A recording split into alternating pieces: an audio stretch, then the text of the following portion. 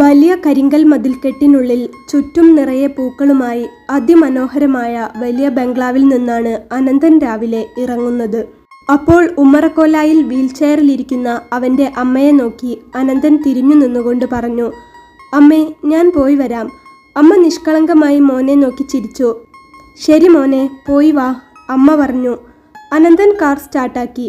അവരുടെ വീടിന് മുൻപിൽ നിന്ന് ഗേറ്റ് എത്തുന്നവരെ ഒരു വലിയ റോഡാണ്. രണ്ട് സൈഡിലും നിറയെ പൂക്കളും. അതിനിടയിലൂടെ കുറച്ചു ദൂരം അങ്ങെത്തിയാൽ മാത്രമേ വീടിൻ്റെ ഗേറ്റ് കാണുകയുള്ളൂ. നാട് മുഴുവൻ സ്വത്തും വലിയ വലിയ ബംഗ്ലാവുകളും ഷോപ്പിംഗ് കോംപ്ലക്സും മാളുകളും കൂടാതെ ഒട്ടനവധി മറ്റു ബിസിനസ്സുകളുമൊക്കെയായി വലിയ പേരുകേട്ട ഒരു ബിസിനസ്സുകാരനാണ് അനന്തൻ. വീട്ടിൽ തളർന്നു വീൽചെയറിലിരിക്കുന്ന ഒരമ്മ മാത്രം. അമ്മയ്ക്ക് സഹായത്തിന് ജോലിക്കാരുണ്ടെങ്കിലും അനന്തന് പെങ്ങന്മാരോ അനിയന്മാരോ മറ്റാരും തന്നെ ഇല്ല. ഒരൊറ്റ മോനാണ് അനന്തൻ. വലിയ ബിസിനസ്സുകാരനായ കൃഷ്ണദാസ് സാറിൻ്റെ ഏക മകൻ. അദ്ദേഹം മരിച്ചിട്ട് ഇപ്പോൾ വർഷം 10 അദ്ദേഹം നടത്തിക്കൊണ്ടിരുന്ന ബിസിനസ് അനന്തൻ്റെ കയ്യിലേക്ക് വന്നതിൻ്റെ ശേഷം ഇരട്ടിക്കുകയല്ലാതെ കുറഞ്ഞിട്ടില്ല. ഒരു ആക്സിഡൻറ്റിലായിരുന്നു കൃഷ്ണദാസ് സാറിൻ്റെ മരണം. അതിൽ വൈഫിന് നട്ടെല്ലിന് പരിക്കേറ്റ് തളർന്നു വീൽചെയറിലാവുകയും ചെയ്തു. ആദ്യകാലങ്ങളിൽ കുറേ ദുഃഖിച്ചിരുന്ന അവൻ്റെ അമ്മ ഇപ്പോൾ വർഷങ്ങൾക്ക് ശേഷം നോർമലായി പെരുമാറാൻ തുടങ്ങി. ഇപ്പോൾ അവരുടെ ഒരേ ഒരു ആഗ്രഹം ഏകമകൻ്റെ കല്യാണം കഴിഞ്ഞു കാണുക എന്നുള്ളതാണ്. പലരും കൊണ്ടുവരുന്ന പല ആലോചനകളും അവർ അനന്തനു വേണ്ടി ആലോചിക്കാറുണ്ടായിരുന്നെങ്കിലും അവൻ എന്തോ താല്പര്യമില്ലാത്ത രീതിയിൽ ഒഴിഞ്ഞു മാറാറായിരുന്നു പതിവ്.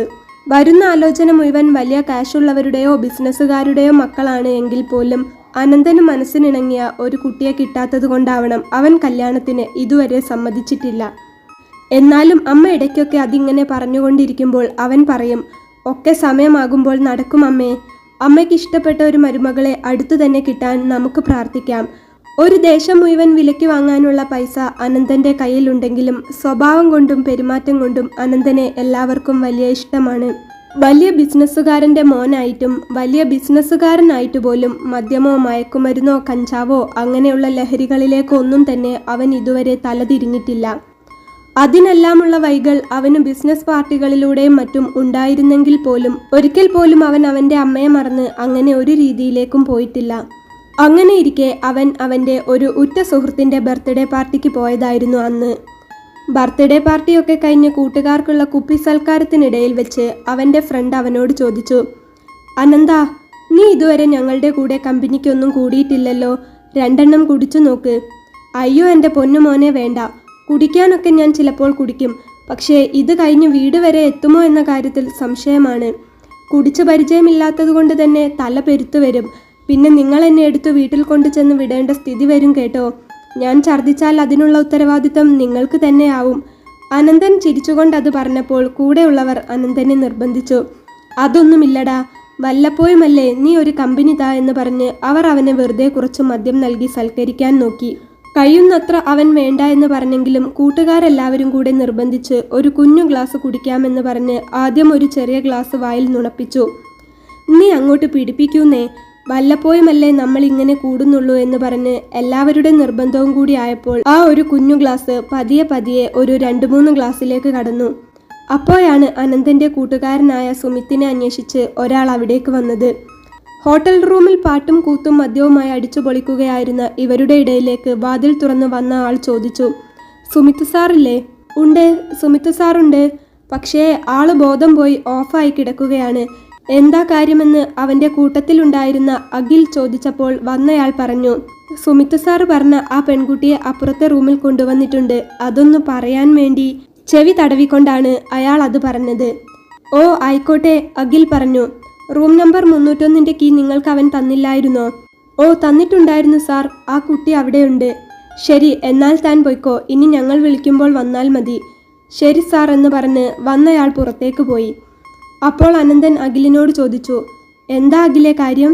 അഖിൽ അപ്പോൾ ചിരിച്ച് ഒരു ഗ്ലാസ് കൂടെ മദ്യം കുടിച്ചുകൊണ്ട് പറഞ്ഞു, "മദ്യം മാത്രം മതിയോ മോനെ? മദ്യവും മധുരാക്ഷിയും വേണ്ടേ?" "എടാ, നിങ്ങൾ ഇതുവരെ ഈ പരിപാടി നിർത്തിയില്ലേ?" അനന്തൻ ചോദിച്ചു. "നിർത്താനോ? മോനെ, 2 അടിച്ചുകൊണ്ടുള്ള ഇതിൻ്റെ ഒരു സുഖം എന്താണെന്ന് നിനക്ക് വല്ലതും അറിയാമോ?" "എന്ത് ചെയ്യാനാ? പെണ്ണിനെ പറഞ്ഞുറപ്പിച്ചു വെച്ച് റൂമും ബുക്ക് ചെയ്തു വെച്ച ആളിതാ ഇവിടെ ബോധമില്ലാതെ കിടക്കുന്നു. ഇവൻ എവിടുന്നോ കണ്ടുപിടിച്ചോണ്ട് വന്ന പെങ്കൊച്ചാ. ഭാഗ്യത്തിനാണെങ്കിൽ ആ പെങ്കൊച്ചിന് തന്തയും തള്ളയും ആരുമില്ലാതെ പോയി. അതിൻ്റെ ചെറിയമ്മയുടെ വീട്ടിൽ അടിമ പോലെ നിൽക്കുകയാ. കുറച്ച് കാശെറിഞ്ഞപ്പോൾ അവർ തന്നെ കൊണ്ടുവന്ന് ഹോട്ടൽ മുറിയിലാക്കിയിട്ട് പോയി. ആരും തൊടാത്ത പെണ്ണാണ് മോനെ. പക്ഷെ എന്തു ചെയ്യാനാ, ഏർപ്പാടാക്കി കൊണ്ടുവന്ന ഇവന് അതിനുള്ള ഭാഗ്യമില്ലാതെ പോയി. ഇനി ഇവന് ബോധം വരുമ്പോഴേക്കും നാളെ ഉച്ചയാവും എന്നു കരുതി വന്നവളെ മുഷിപ്പിക്കാൻ കഴിയില്ലല്ലോ. അതുകൊണ്ട് ഞാൻ പോകാം. നീ മാത്രമല്ല, നീ കഴിഞ്ഞാൽ ഞങ്ങളും, പിറകിൽ നിന്നും മറ്റു 2 കൂട്ടുകാരുകൂടെ പറഞ്ഞു. അങ്ങനെ നിങ്ങൾ വരണ്ട. നിങ്ങൾക്കുള്ള അവളുമാരെയൊക്കെ വിളിച്ചു വരുത്തി അപ്പുറത്ത് കാത്തിരിക്കുന്നില്ലേ? നിങ്ങൾ അങ്ങോട്ട് ചെന്നാൽ മതിയെന്ന് അഖിൽ അതിലെ ഒരു ഗ്ലാസ് കൂടെ എടുത്തു കുടിച്ചുകൊണ്ട് പറഞ്ഞു. ഓ, നമ്മൾക്കൊന്നും വേണ്ട. നമുക്ക് നമ്മുടെ കാമുകിമാർ തന്നെ ധാരാളം. എന്തായാലും സുമിത്ത് വലവിരിച്ച് വിളിച്ചു വരുത്തിയതല്ലേ, ഇനിയിപ്പോൾ അവനോ ബോധമില്ല. നീ എടുക്കുന്നെങ്കിൽ നീ എടുത്തോ എന്ന് അവർ അഖിലിനോട് പറഞ്ഞപ്പോൾ അഖിൽ ഒന്നുകൂടെ അവരെ നോക്കി ഒരു വഷളൻ ചിരി ചിരിച്ചു. സുമിത്തിന്റെ കാര്യം നിനക്കറിയാലോ അനന്ത. അവന് പെട്ടെന്ന് കണ്ട ഇവളോടൊരിഷ്ടം തോന്നി വിളിച്ചു വരുത്തിയതാണ്. ഇനി നാളെ വേറെ വല്ല പെണ്ണിനെയും കണ്ടാൽ അവൻ അതിനോടാവും. അവൻ്റെ കാര്യത്തിൽ വലിയ ഉറപ്പൊന്നുമില്ല. എന്തായാലും അവർ ബുദ്ധിമുട്ടി ഇവന് വേണ്ടി മാത്രം ആ കൊച്ചിനെ ഇവിടെ കൊണ്ടുവന്നതല്ലേ. പകരം ഞാനൊന്ന് പോയി വന്നേക്കാം. എടാ, അപ്പോൾ നിന്റെ മറ്റവളോ? അവൾ കാത്തിരിക്കില്ലേ? കൂട്ടുകാർ അഖിൽ പോകുമ്പോൾ പിറകിൽ നിന്നും വിളിച്ചു ചോദിച്ചു.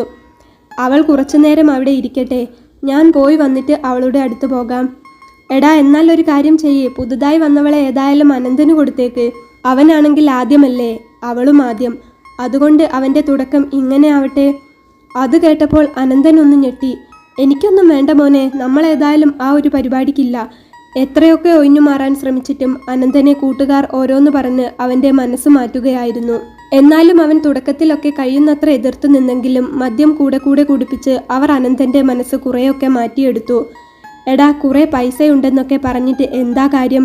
ജീവിതത്തിൽ വല്ല സന്തോഷവും വേണ്ടേ? നീ പോയൊന്ന് എൻജോയ് ചെയ്തു വാടാ. ഇതൊക്കെ ഇല്ലെങ്കിൽ പിന്നെ എന്ത് ലൈഫ്?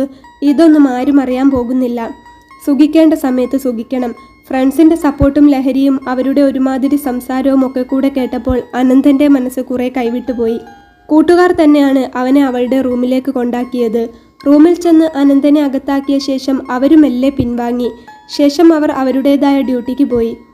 ഫ്ലാറ്റിൻ്റെ ഡോർ ലോക്ക് ചെയ്ത് അനന്തൻ റൂമിനകത്തേക്ക് കയറി. ഫ്ലാറ്റിലെ ഹാള് കഴിഞ്ഞ് ബെഡ്റൂമിലേക്ക് നോക്കിയപ്പോൾ അവിടെ ഒരു പെൺകുട്ടി പേടിച്ച് വിറച്ച് ഒരു മൂലയ്ക്ക് ഇരിക്കുന്നുണ്ടായിരുന്നു. റൂമിലേക്ക് മെല്ലെ നടന്നു വരുന്ന അനന്തൻ്റെ ഷൂസിട്ട കാല് കണ്ടപ്പോൾ അവൾ പേടിച്ചുകൊണ്ട് ഒന്ന് തല ഉയർത്തി അവനെ നോക്കി. ഭദ്ര, ആരും കണ്ടാൽ കൊതിച്ചു പോകുന്ന പെൺകുട്ടി.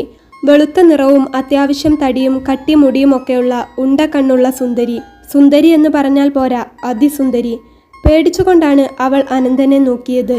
അനന്തൻ അടുത്തേക്ക് വന്നപ്പോൾ അവൾ പേടിച്ചുകൊണ്ട് തന്നെ ചുമര് ചാരി കരഞ്ഞു കലങ്ങിയ കണ്ണുകളോടെ അവനെ നോക്കി.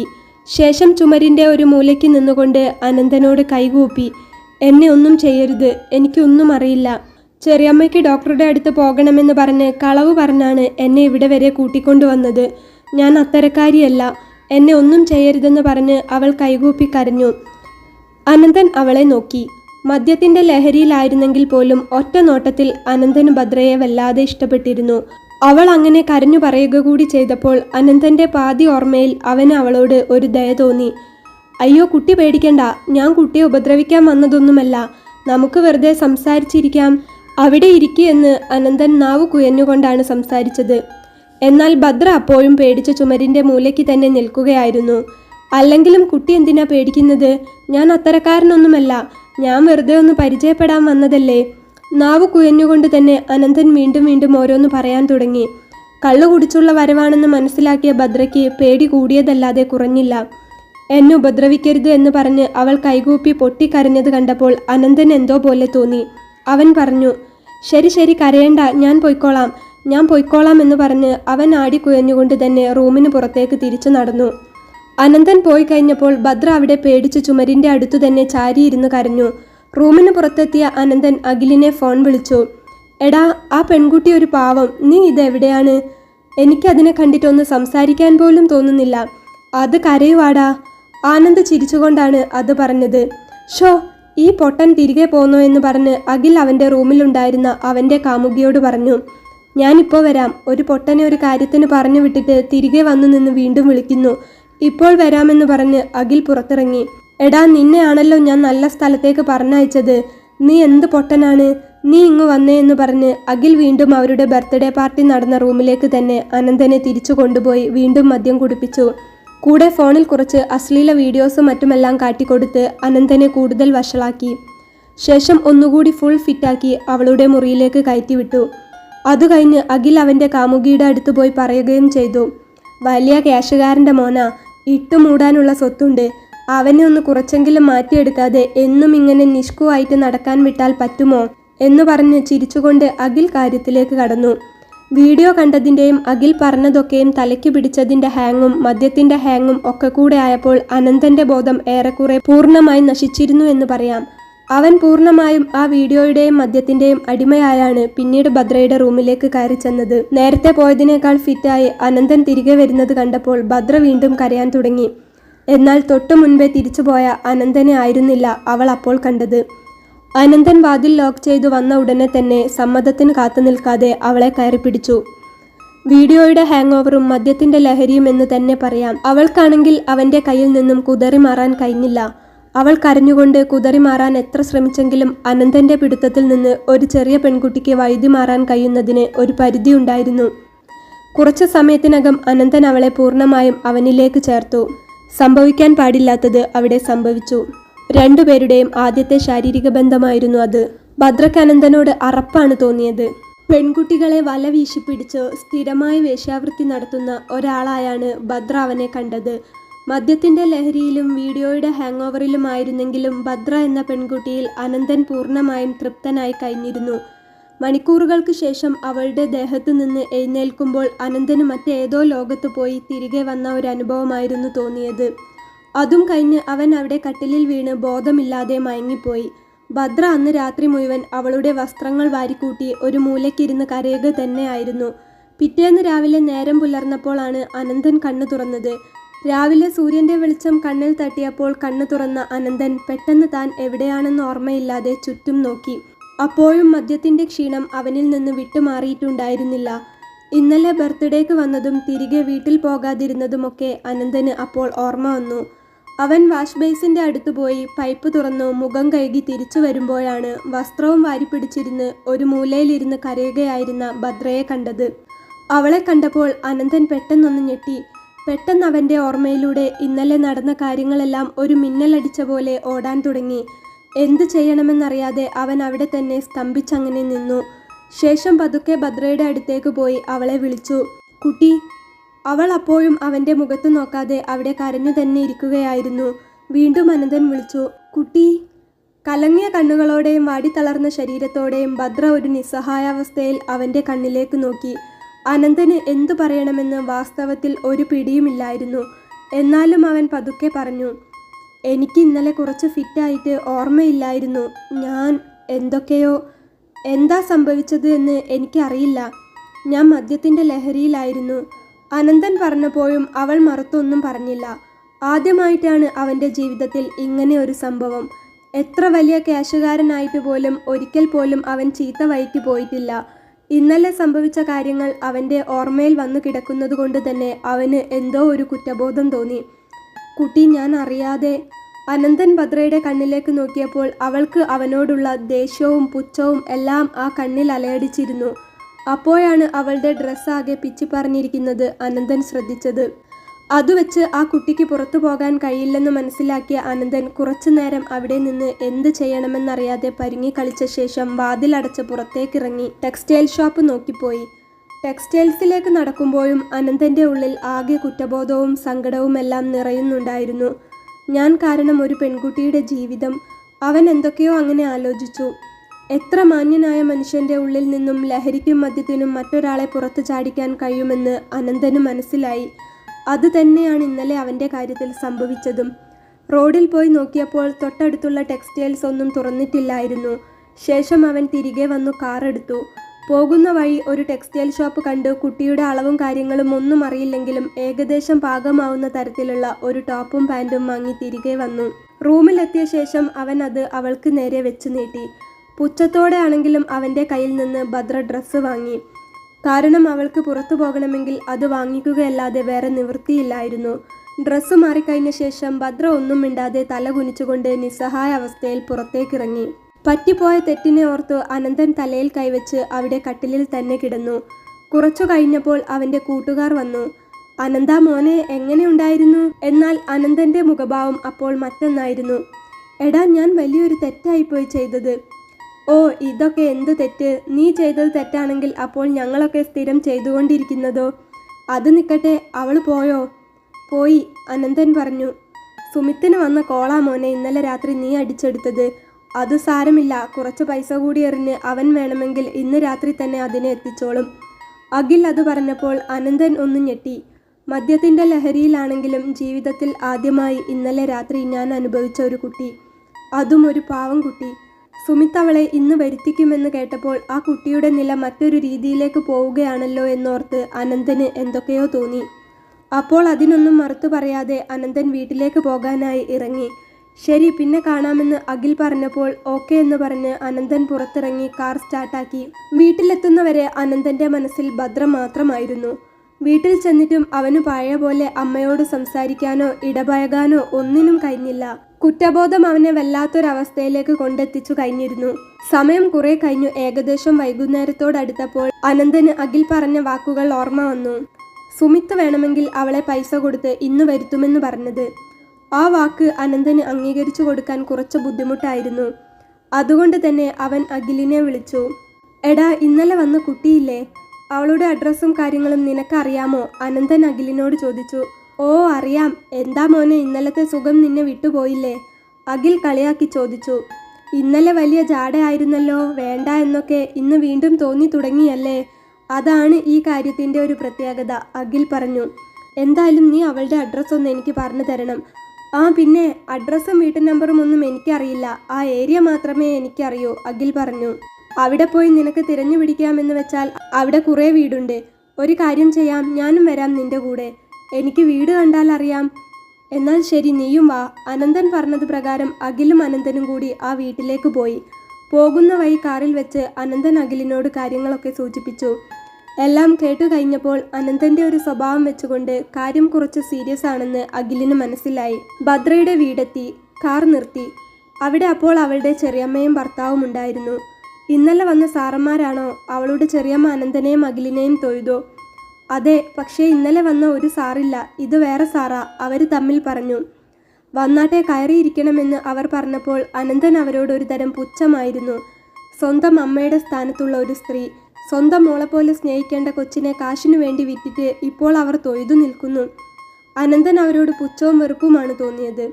അതുകൊണ്ട് തന്നെ അവരോടധികം സംസാരിക്കാൻ നിൽക്കാതെ അവൻ ചോദിച്ചു, ഭദ്ര എവിടെ? അവളെ ഒന്ന് വിളിക്കണം.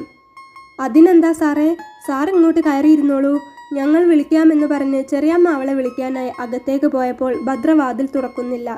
സാറ് വന്നിട്ടുണ്ടടി, നിനക്കെന്താ പറഞ്ഞാൽ മനസ്സിലാവില്ലേ? തുറക്കടി എന്ന് പറഞ്ഞ് ചെറിയമ്മ അലറുന്നത് അനന്തനും അഖിലും പുറത്തേക്ക് കേൾക്കുന്നുണ്ടായിരുന്നു. ഭദ്ര അപ്പോൾ അകത്ത് വാതിൽ ലോക്ക് ചെയ്ത് ഫാനിൽ മരിക്കാൻ കുരുക്കിടുകയായിരുന്നു. നീ എന്താടി മിണ്ടാത്തത്? നിനക്കൊന്ന് വിളിച്ചാൽ മറുപടിയെങ്കിലും തന്നുകൂടെ എന്ന് ചെറിയമ്മ ചോദിച്ചുകൊണ്ടിരിക്കുമ്പോൾ അനന്തന് പെട്ടെന്ന് എന്തോ ഒരു സംശയം തോന്നി. അനന്തനും അഖിലും അപ്പോൾ അങ്ങോട്ട് ചെന്നു. ആ ചെറിയ വീടിൻ്റെ ഇടനാഴിയിലേക്ക് കയറിയപ്പോൾ ആകെ ഒരു വെളിച്ചമില്ലാത്ത പോലെ അനന്തന് തോന്നി. ചെറിയ ഇടുങ്ങിയ ഇടനാഴി, അതിൽ ചെറിയ ചെറിയ മുറികളും. അതിലൊരു മുറി തട്ടിയാണ് ചെറിയമ്മ വിളിച്ചുകൊണ്ടിരിക്കുന്നത്. എത്ര വിളിച്ചിട്ടും അകത്തു നിന്നും ഭദ്രയുടെ മറുപടിയൊന്നും ഇല്ലാതായപ്പോൾ നിങ്ങളൊന്ന് മാറിക്കേ എന്ന് പറഞ്ഞ് ചെറിയമ്മയെ തട്ടി മാറ്റിക്കൊണ്ട് അനന്തൻ വാതിലിന് ചവിട്ടി. കുറച്ചു സമയത്തിന് ശേഷം അവൻ്റെ ചവിട്ടുകൊണ്ട് വാതിലിൻ്റെ കുറ്റി ഇളകി വാതിൽ തുറന്നു. അപ്പോൾ കട്ടിലിൽ നിന്ന് കുരുക്കിട്ട് അതിൽ തല കൊടുക്കാനായി പോവുകയായിരുന്നു ഭദ്ര. പെട്ടെന്ന് വാതിൽ തുറന്ന് ഇവരെ എല്ലാവരെയും കണ്ടപ്പോൾ അവൾ ഷോക്കായി. അനന്തൻ അങ്ങോട്ട് കയറി ചെന്ന് അവളുടെ കണ്ണിലേക്ക് ദയനീയ ഭാവത്തോടെ ഒന്ന് നോക്കി. കരഞ്ഞു കരഞ്ഞ് അവളുടെ കണ്ണ് ചുവന്നു കലങ്ങിയിരുന്നു. ഇന്നലെ രാത്രിയിൽ എപ്പോഴോ കണ്ടപ്പോൾ ഉണ്ടായിരുന്ന മുഖത്തിൻ്റെ തേജസ്സൊന്നും അവളിൽ അപ്പോൾ കാണാനുണ്ടായിരുന്നില്ല. ഒരുത്തൻ മാനം നശിപ്പിച്ച കുട്ടിയല്ലേ, അത്ര വെളിച്ചമല്ലേ മുഖത്തിന് കാണൂ. എന്താ ഇത്, ഇങ്ങോട്ട് ഇറങ്ങു എന്ന് പറഞ്ഞ് അനന്തൻ അവളെ കൈപിടിച്ച് കട്ടിലിൽ നിന്ന് താഴെ ഇറക്കി. എന്നെ വിട്, കരഞ്ഞുകൊണ്ട് അവൻ്റെ കയ്യിൽ നിന്ന് അവൾ ആ പിടുത്തം വിടുവിപ്പിച്ചു. എന്താ നീ ചെയ്യുന്നത് എന്ന് പറഞ്ഞ് അനന്തൻ ഒന്നുകൂടെ അവളുടെ കയ്യിൽ മുറുകെ പിടിച്ചു. എനിക്ക് നിങ്ങളെ ആരെയും കാണണ്ട. ചെറിയമ്മയെയും അനന്തനെയും അഖിലിനെയും ചെറിയച്ഛനെയും എല്ലാവരെയും നോക്കിയാണ് അവൾ പറഞ്ഞത്. നിങ്ങളോടൊന്നും ഒരു തെറ്റും ചെയ്തിട്ടില്ലല്ലോ ഞാൻ. എനിക്ക് അമ്മയും അച്ഛനുമില്ല. എന്നാലും നിങ്ങൾ പറയുന്ന എല്ലാ ജോലിയും എടുത്തല്ലേ ഞാൻ ഇവിടെ ജീവിച്ചത്. ജോലിക്ക് പോയി കിട്ടുന്ന പൈസയൊക്കെ നിങ്ങൾ പിടിച്ചു മേടിച്ച് വെക്കാറുമുണ്ട്. അതിൻ്റെ പുറത്ത് നിങ്ങൾ എന്തിനാ എന്നെ പൈസയ്ക്ക് വേണ്ടി ഇയാൾക്ക് വിറ്റത്? അത് ചോദിച്ചുകൊണ്ട് ഭദ്ര കരഞ്ഞപ്പോൾ അനന്തൻ അവളുടെ കൈ പിടിച്ചുകൊണ്ട് പറഞ്ഞു, ഞാൻ പറയുന്നതൊന്ന് കേൾക്ക്. എനിക്കൊന്നും കേൾക്കണ്ട. ഇന്നലത്തെ പോലെ ആ മുറിയിലേക്ക് ഇനി എന്നെ കൊണ്ടുപോകല്ലേ എന്ന് ഭദ്ര കരഞ്ഞുകൊണ്ട് പറഞ്ഞു. എവിടേക്കും കൊണ്ടുപോകാനല്ല, ഞാൻ ഒരു തെറ്റ് ചെയ്തു പോയി. ആ തെറ്റ് തിരുത്താനാണ് ഞാൻ വന്നത്. നീ വാ എന്ന് പറഞ്ഞ് അനന്തൻ അവളെ കയ്യിൽ പിടിച്ചു വലിച്ചപ്പോൾ അവൾ വരാൻ കൂട്ടാക്കിയില്ല. ഒടുക്കം ഗതിയില്ലാതെ അവൻ അവളുടെ മുഖത്ത് ആഞ്ഞൊരടിയടിച്ചു. വാടി ഇവിടെ എന്ന് പറഞ്ഞ് ശക്തമായി പിടിച്ച് കാറിൽ കയറ്റി. ശേഷം കാറിൻ്റെ ഡോർ ലോക്ക് ചെയ്തു. സാറേ, ഇന്നത്തെ പൈസ കിട്ടിയില്ല. അപ്പോൾ ചെറിയമ്മ പറഞ്ഞു. അനന്തൻ അപ്പോൾ അവരുടെ മുഖത്ത് നോക്കി പറഞ്ഞു, പൈസയോ? എന്ത് പൈസ? ഒരു പെൺകുട്ടിയെ മാനം നശിപ്പിക്കാനായി വിറ്റിട്ട് ഇനിയും പൈസയോ? നിങ്ങൾക്കൊന്നും നാണവും മാനവും ഇല്ലേ? നിങ്ങളുടെ പേരിൽ ഞാൻ കേസ് കൊടുക്കാത്തത് കേസ് കൊടുക്കാൻ എനിക്ക് അറിയാഞ്ഞിട്ടല്ല. തൽക്കാലം അത് ഞാൻ ചെയ്യാത്തത് നിങ്ങളുടെ ഭാഗ്യമാണെന്ന് കരുതി കൂട്ടിയാൽ മതി. ഇതോടെ തീർന്നു നിങ്ങളും ഇവളും തമ്മിലുള്ള ബന്ധം. ഇനി ഇവളെ തിരഞ്ഞെങ്ങാനും വന്നാലുണ്ടല്ലോ എന്ന് പറഞ്ഞ് അനന്തൻ കാർ സ്റ്റാർട്ടാക്കി. ശേഷം പറഞ്ഞു, അഖിലേ, ഞാൻ പോവുകയാണ്. ഇനി എന്താണെന്ന് വെച്ചാൽ നീ ചെയ്തോ. അഖിൽ ഓക്കെ എന്ന് പറഞ്ഞു. ശേഷം അനന്തൻ വണ്ടി തിരിച്ചു. അപ്പോൾ അഖിൽ അവരോട് പറഞ്ഞു, വന്നു പോയതാരാണെന്ന് നിങ്ങൾക്കറിയാമോ? നാട് മൊത്തം വാങ്ങാനുള്ള പൈസ ഇപ്പോൾ അവൻ്റെ അക്കൗണ്ടിലുണ്ട്. കൊടി കുത്തിയ കോടീശ്വരനാ. അവൻ്റെ പിറകെ അവളെയും ചോദിച്ച് പൈസ എന്നും പറഞ്ഞു പോയി കഴിഞ്ഞാൽ പിടിച്ചകത്താക്കാൻ അവനൊരു സെക്കൻഡ് വേണ്ട. കമ്മീഷണറും കളക്ടറും മന്ത്രിയും ഒക്കെ അവൻ്റെ അടുത്ത പരിചയക്കാരാ. അതുകൊണ്ട് ചെയ്ത തെറ്റോർത്ത് വീട്ടിലൊതുങ്ങുന്നതാണ് നിങ്ങൾക്ക് നല്ലതെന്ന് പറഞ്ഞ് അഖിലും അവിടെ നിന്ന് തിരികെ പോന്നു. അനന്തൻ്റെ കാർ ഭദ്രയെയും കൊണ്ട് നേരെ പറന്നത് അവൻ്റെ വീട്ടിലേക്കായിരുന്നു. വലിയൊരു ഗേറ്റിന് മുമ്പിൽ അവൻ്റെ കാർ വന്ന് നിർത്തിയപ്പോൾ സെക്യൂരിറ്റി സല്യൂട്ട് കാണിച്ചുകൊണ്ട് ഗേറ്റ് തുറന്നു കൊടുത്തു.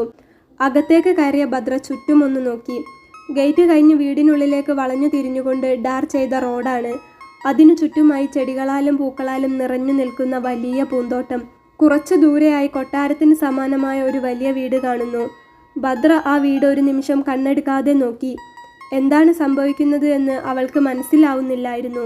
കാർ ഗേറ്റ് കടന്ന് ഉള്ളിൽ കയറിയ ശേഷം അനന്തൻ ഒന്ന് കാർ ബ്രേക്കിട്ട് നിർത്തി. ശേഷം ഭദ്രയോട് പറഞ്ഞു, ഇന്നലെ ഞാനല്ല പൈസ കൊടുത്ത് നിന്നെ ആ ഹോട്ടൽ മുറിയിൽ എത്തിച്ചത്. ഞാൻ എൻ്റെ ഫ്രണ്ടിൻ്റെ ഒരു ബർത്ത്ഡേ പാർട്ടിക്ക് വന്നതാണ്. ഞാൻ ഒരു പെൺകുട്ടിയുടെ മാനം നശിപ്പിക്കുവാനോ അല്ലെങ്കിൽ വേശ്യാവൃത്തിക്ക് വേണ്ടിയോ നടക്കുന്നവനല്ല. ഇതുവരെ അങ്ങനെ ഒരു പാതയിൽ പോയിട്ടുമില്ല. ഫ്രണ്ട്സ് എല്ലാവരും കൂടെ മദ്യവും മറ്റും തന്ന് എന്നെ ആകെ ഫിറ്റാക്കി. ബുദ്ധിക്ക് വെളിവില്ലാതിരുന്ന ഏതോ ഒരു സമയത്ത് സംഭവിച്ചു പോയ തെറ്റാണ് ഇന്നലെ. ആ തെറ്റ് എനിക്ക് തിരുത്തണം. അതിനുവേണ്ടിയാണ് നിന്നെ ഇങ്ങോട്ട് കൊണ്ടുവന്നത്. ഞങ്ങളുടെ കൂട്ടത്തിലുള്ള ഏതോ ഒരുത്തൻ പറഞ്ഞിട്ടാണ് നിന്റെ ചെറിയമ്മ അവൻ്റെ കയ്യിൽ നിന്ന് പൈസ വാങ്ങി നിന്നെ അവിടെ എത്തിച്ചത്. ഇനിയും നിന്നെ അവിടെ നിർത്തിയാൽ അവരിത് ആവർത്തിച്ചു കൊണ്ടിരിക്കും. നിനക്ക് സ്ഥിരമായി പൈസ തരുന്നവരുടെ കൂടെ പോകാൻ നേരമുണ്ടാകുമോ? അല്ലെങ്കിൽ പിന്നെ നീ ഇന്ന് ചെയ്ത പോലെ ജീവൻ ഒടുക്കണം. അറിയാതെയാണെങ്കിലും എൻ്റെ കയ്യിൽ നിന്നൊരു തെറ്റ് നിന്റെ നേരെ സംഭവിച്ചു പോയി. അതെനിക്ക് തിരുത്തണം. അതുകൊണ്ടാണ് മരണത്തിന് വിട്ടുകൊടുക്കാൻ തോന്നാത്തത്. അതാണ് ഇങ്ങോട്ട് കൂട്ടിയത്. ഞാൻ ഈ പറഞ്ഞതൊക്കെ നിനക്ക് വിശ്വസിക്കാമെങ്കിൽ വിശ്വസിക്കാം എന്ന് പറഞ്ഞ് അനന്തൻ കാർ സ്റ്റാർട്ടാക്കി. അനന്തൻ്റെ വാക്കുകളിൽ അവൻ പറയുന്നത് സത്യമാണെന്ന് ഭദ്രയ്ക്ക് തോന്നിയിരുന്നു. അവൾ ഒന്നും മിണ്ടാതെ തല താഴ്ത്തിയിട്ട് തന്നെ ആ കാറിലിരുന്നു. കാർ അവൻ്റെ വീടിന് മുൻപിൽ വന്നു നിന്നു. അനന്തൻ ഇറങ്ങിയപ്പോൾ അവൻ അവൾക്ക് ഡോർ തുറന്നു കൊടുത്തു ഇറങ്ങാൻ പറഞ്ഞു. കോളിംഗ് ബെല്ല് കേട്ടപ്പോൾ അവൻ്റെ അമ്മ വീൽചെയർ ഉരുട്ടിക്കൊണ്ട് പുറത്തേക്ക് വന്നു. അനന്തൻ്റെ കൂടെ ഭദ്രയെ കണ്ടപ്പോൾ ആരാണെന്ന് മനസ്സിലാവാതെ അമ്മ രണ്ടുപേരെയും മാറി മാറി നോക്കി. എന്നാൽ അമ്മയുടെ നിഷ്കളങ്കമായ മുഖത്തേക്ക് നോക്കി ഭദ്രയും അവരെ ഒന്ന് നോക്കി നിന്നു. ഐശ്വര്യം തുളുമ്പുന്ന രൂപം.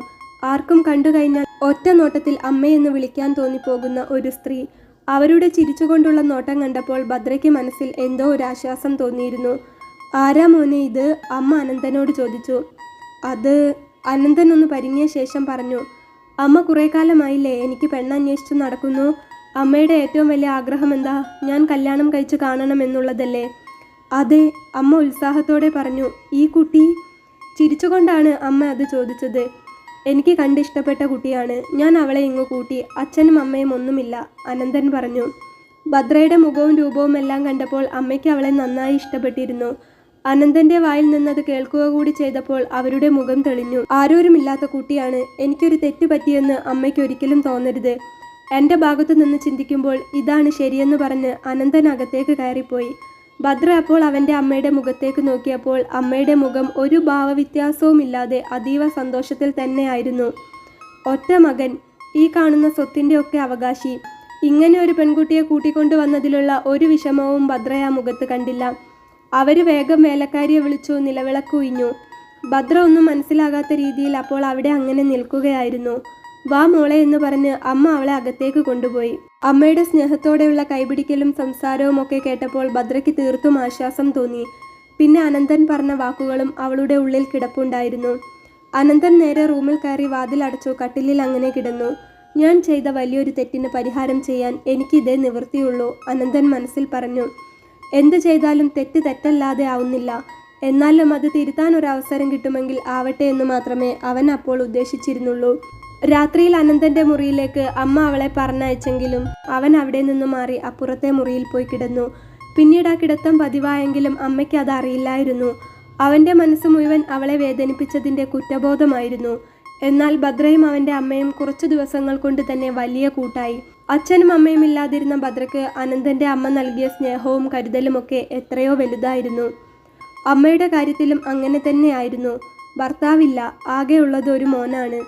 എന്നും ബിസിനസിന്റെ പിറകെ മാത്രം പോകുന്ന അനന്തൻ. അതുകൊണ്ട് അമ്മ വീട്ടിൽ വേലക്കാരിയോടൊപ്പം എന്നും തനിച്ചായിരുന്നു.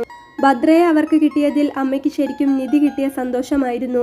അമ്മയുടെ എല്ലാ കാര്യങ്ങളും ചെയ്തു കൊടുത്തിരുന്നത് ഭദ്രയാണ്.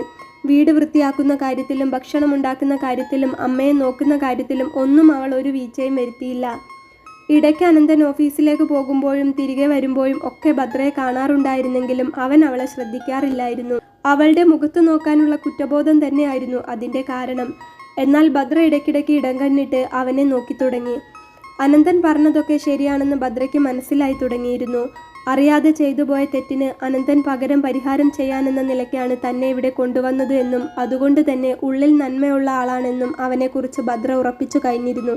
വീട്ടിൽ വർഷങ്ങളോളം തനിച്ചായിരുന്ന അമ്മയുടെ മുഖത്ത് വന്ന മാറ്റവും സന്തോഷവുമെല്ലാം അനന്തൻ ശ്രദ്ധിച്ചു തുടങ്ങി. അമ്മയെ പണ്ടത്തേതിലും എത്രയോ സന്തോഷത്തിലും ഉണർവിലും കണ്ടപ്പോൾ അനന്തന്റെ മനസ്സിൽ പറഞ്ഞറിയിക്കാനാവാത്ത സന്തോഷം തന്നെയായിരുന്നു. അങ്ങനെ ദിവസങ്ങൾ പോയിക്കൊണ്ടിരുന്നു. അനന്തനും ഭദ്രയും തമ്മിൽ വലിയ അടുപ്പമൊന്നുമില്ലെങ്കിലും അവളുടെ വരവോടെ വീടാകെ മാറിയിരുന്നു. അമ്മയും ഭദ്രയും കൂടെ കാറിൽ ഷോപ്പിങ്ങിനും മറ്റും പോകാനായി തുടങ്ങി. അവർക്ക് രണ്ടുപേർക്കും പരസ്പരം പിരിഞ്ഞിരിക്കാൻ കഴിയാത്ത സ്ഥിതിയിലേക്ക് കാര്യങ്ങൾ മാറി. അങ്ങനെ ദിവസങ്ങൾ പോയിക്കൊണ്ടിരുന്നപ്പോഴാണ് ഭദ്രയ്ക്ക് അവളുടെ പീരീഡ്സ് തെറ്റിയ കാര്യം മനസ്സിലായത്. റെഗുലറായി വരാറുണ്ടായിരുന്ന അവളുടെ പീരീഡ്സ് തെറ്റിയിട്ട് ഇപ്പോൾ 6 ദിവസം കഴിഞ്ഞു. ഒരു ദിവസം അമ്മയുടെ കൂടെ പുറത്ത് ഷോപ്പിങ്ങിന് പോയി തിരികെ വരുമ്പോൾ അമ്മയുടെ മരുന്ന് വാങ്ങാൻ മെഡിക്കൽ സ്റ്റോറിൽ കയറിയ ഭദ്ര അവരറിയാതെ ഒരു പ്രഗ്നൻസി കിറ്റ് വാങ്ങിച്ചു.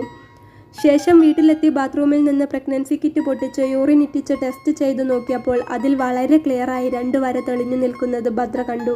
ആ 2 വര തെളിഞ്ഞു കണ്ടപ്പോൾ താൻ ഗർഭിണിയാണെന്ന് ഭദ്ര മനസ്സിലാക്കിയ നിമിഷം അവൾക്ക് എന്താണ് തോന്നിയത് എന്ന് പറഞ്ഞറിയിക്കാനാവാത്തൊരു ഫീലായിരുന്നു.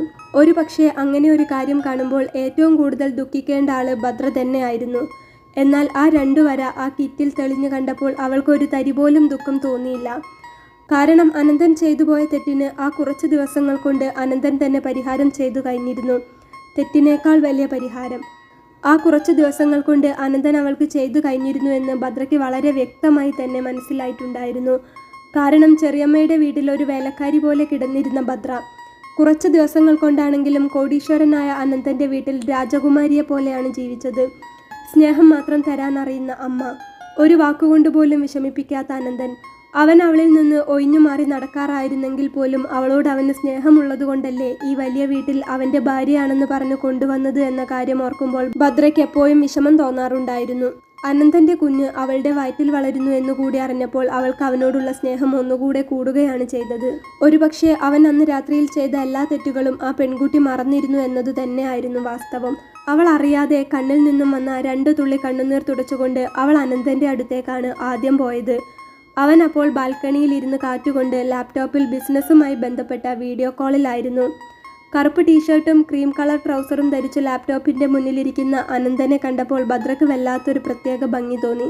ഭദ്ര അവിടെ വന്നു നിൽക്കുന്നത് കണ്ടപ്പോൾ അനന്തൻ പെട്ടെന്ന് തന്നെ ഇംഗ്ലീഷിൽ എന്തോ പറഞ്ഞ് ആ വീഡിയോ കോൾ കട്ട് ചെയ്തു. ശേഷം അവിടെ ഇരുന്നിടത്ത് നിന്ന് എഴുന്നേറ്റുകൊണ്ട് അവളുടെ അടുത്തേക്ക് വന്നു. എന്നിട്ട് അവളോട് മെല്ലെ ചോദിച്ചു, എന്താ? അവൾ ഒന്നും പറയാതെ അവൻ്റെ അരികിലേക്ക് വന്നു. ശേഷം പറഞ്ഞു, എനിക്കൊരു കാര്യം പറയാനുണ്ട്. എന്താണ്? പറഞ്ഞോളൂ, അനന്തൻ പറഞ്ഞു. അത് എങ്ങനെ പറയണമെന്നറിയാതെ ഭദ്ര നിന്ന് തപ്പിക്കളിച്ചു. ശേഷം അവൾ മെല്ലെ കയ്യിലെ പ്രഗ്നൻസി കിറ്റ് അനന്തന് നേരെ നീട്ടിക്കൊണ്ട് പറഞ്ഞു, ഞാൻ പ്രഗ്നൻ്റ് ആണ്. പ്രതീക്ഷിക്കാതെ ഭദ്രയിൽ നിന്ന് അങ്ങനെ ഒരു കാര്യം കേട്ടപ്പോൾ എന്ത് ചെയ്യണമെന്നറിയാതെ അനന്തൻ ഒരു നിമിഷം തരുത്തങ്ങനെ നിന്നു. അവൻ ഒരു പ്രതികരണവുമില്ലാതെ ആ കിറ്റിലേക്ക് തന്നെ അങ്ങനെ നോക്കി നിന്നപ്പോൾ അവൾ അവൻ്റെ കണ്ണിലേക്ക് അവൻ അറിയാതെ നോക്കി. കുറച്ചു നേരം അങ്ങനെ നിന്നതല്ലാതെ അവൻ്റെ ഭാഗത്തു നിന്നും മറുപടിയൊന്നും വന്നില്ല. ശേഷം അവൻ അവളുടെ കയ്യിൽ നിന്നും മെല്ലെ ആ കിറ്റ് വാങ്ങി അവൻ്റെ കയ്യിൽ വെച്ചു നോക്കി. അവൻ മെല്ലെ പറഞ്ഞു. ഞാൻ ചെയ്തത് തെറ്റാണെന്നറിയാം, അനന്തൻ പതിയെ പറഞ്ഞു തുടങ്ങി. പക്ഷേ ഇപ്പോൾ അവൻ ആ കിറ്റ് അവൻ്റെ കയ്യിൽ വെച്ച് ഒന്ന് തലോടി നോക്കി. അപ്പോഴേക്കും ഭദ്രയുടെ കണ്ണിൽ നിന്നും വെള്ളം നിറഞ്ഞൊഴുകാൻ തുടങ്ങിയിരുന്നു. എന്താ പറയേണ്ടതെന്ന് എനിക്കറിയില്ല. അനന്തൻ നിന്ന് വിയർത്തു. അമ്മയോട് പറഞ്ഞോ? അവൻ ചോദിച്ചു. ഇല്ല, ഭദ്ര പറഞ്ഞു. പറയണം, അനന്തൻ പറഞ്ഞു. ഇതറിഞ്ഞു കഴിഞ്ഞാൽ അമ്മ നിലത്തൊന്നുമായിരിക്കില്ല, അത്രയ്ക്ക് സന്തോഷമാകും. ഞാൻ ചെയ്ത വലിയൊരു തെറ്റിൻ്റെ ഫലമാണെങ്കിൽ പോലും താങ്ക്സ് എന്ന് പറഞ്ഞ് അവൻ അവളുടെ കാല് തൊടാനായി ഭദ്രയുടെ കാലിലേക്ക് വീണപ്പോൾ ഭദ്ര പെട്ടെന്ന് 2 അടി പിന്നോട്ട് മാറി. എന്താ ഏട്ടാ ഇത്? അവൾ കരഞ്ഞുകൊണ്ട് ചോദിച്ചു. അനന്തൻ അവൻ്റെ 2 കൈകൊണ്ടും അവളെ അവനോട് ചേർത്ത് പിടിച്ചുകൊണ്ട് പറഞ്ഞു. Thanks Bhadra, thanks. അനന്തൻ സ്വരമിടറിക്കൊണ്ട് അത് പറഞ്ഞപ്പോൾ കരഞ്ഞുകൊണ്ട് ഭദ്ര അവനോട് പറഞ്ഞു. ഞാനല്ലേ ഏട്ടനോട് താങ്ക്സ് പറയേണ്ടത്? ഏട്ടൻ അന്ന് എന്നെ സ്വീകരിക്കാനുള്ള വലിയ മനസ്സില്ലാതെ പോയിരുന്നെങ്കിൽ ഇന്ന് ഞാനും എൻ്റെ കുഞ്ഞും ഈ ഭൂമിയിൽ ഉണ്ടാകുമായിരുന്നില്ല. ചെയ്തു പോയ തെറ്റിന് നിനക്ക് എന്നോട് പൊറുക്കാൻ കഴിയില്ലേ എന്ന് അനന്തൻ കരഞ്ഞുകൊണ്ട് ചോദിച്ചപ്പോൾ ഭദ്ര പറഞ്ഞു. കഴിയും, ഏട്ടൻ്റെ നല്ല മനസ്സുകൊണ്ടാണ്. അല്ലെങ്കിൽ ഞാനും എൻ്റെ കുഞ്ഞും എന്നോ ഈ ഭൂമിയിൽ നിന്ന് പോയേനെ. അങ്ങനെ പോകാൻ കഴിയുമോ? അനന്തൻ ചോദിച്ചു. ഈ കാണുന്ന എൻ്റെ അച്ഛൻ്റെ സ്വത്തുക്കൾക്കും എൻ്റെ സ്വത്തുക്കൾക്കും ഒക്കെ ഒരു അവകാശി വേണ്ടേ? ആ കുഞ്ഞിന് തന്തയില്ലാത്തതായി ഭൂമിയിൽ പിറക്കാനോ അല്ലെങ്കിൽ അതിനെയും കൊന്നുകൊണ്ട് നീ ഈ ലോകത്ത് നിന്ന് പോകാനോ ഞാൻ അനുവദിച്ചിരുന്നെങ്കിൽ ഞാൻ ഏത് ലോകത്ത് വെച്ചായിരുന്നു ആ പാപം തീർക്കേണ്ടി വരിക?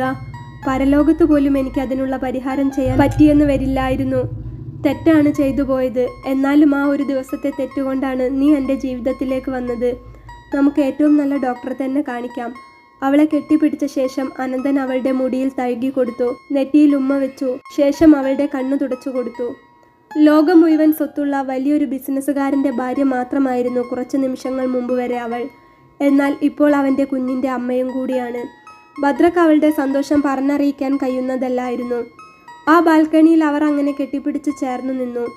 കിഴക്ക് നിന്ന് പൂന്തോട്ടത്തിലെ ചെടികളെ മുഴുവൻ തഴുകി വന്നുകൊണ്ടിരുന്ന ഒരു ഇളം കാറ്റ് അവരെ 2 പേരെയും തഴുകിക്കൊണ്ടേയിരുന്നു. ഭദ്രയും അനന്തനും അപ്പോൾ മറ്റൊരു ലോകത്തായിരുന്നു. സ്നേഹത്തിൻ്റെ, വാത്സല്യത്തിൻ്റെ, പരസ്പര ബഹുമാനത്തിൻ്റെ, ജനിക്കാൻ പോകുന്ന കുഞ്ഞിൻ്റെ, അങ്ങനെ എല്ലാ സന്തോഷങ്ങളും ചേർത്ത് പിടിച്ചുകൊണ്ടുള്ള അവരുടേതായ മറ്റൊരു ലോകത്ത്. ഈ ലോകത്ത് തെറ്റ് പറ്റാത്തവരായി ആരുമില്ല. തെറ്റ് എന്നത് വലിയൊരു തെറ്റ് തന്നെയാണ്. തെറ്റിനെ തെറ്റല്ലാതാക്കാൻ ആർക്കും കഴിയില്ല. എന്നാലും ആ തെറ്റിനെ മറ്റൊരു ശരി കൊണ്ട് ചിലപ്പോൾ നമുക്ക് പരിഹാരം കാണാൻ കഴിഞ്ഞാൽ അതാണ് ഈ ജന്മം കൊണ്ട് നമുക്ക് ചെയ്യാൻ കഴിയുന്ന ഏറ്റവും വലിയ നന്മ.